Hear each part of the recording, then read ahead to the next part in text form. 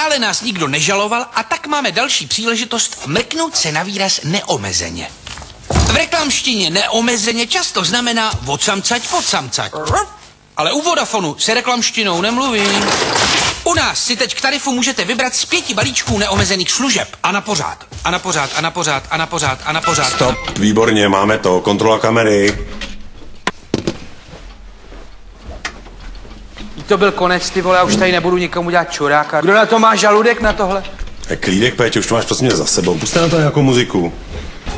Ono, víš co, na rovinu, jako jaký neomezeně, stejně mlžej, nekecej, znáš to. Ty vole, to já znám tohle. Jako oni vždycky naslibujou hory doly, ty vole, pak nedostaneš ani fenek. No a když jim to lidi žerou. Ty vole, ty lidi jsou fakt blbí, ale. Ale máme za to ranec, že jo? No to víš, ale každý má svoji cenu. No ale půjdeme do toho znova, ne? Tě podojíme aspoň, ne? Co? No jo. Ty vole, tak oni tady nemají signál mrtky, vole. Čuráci mediální, vole.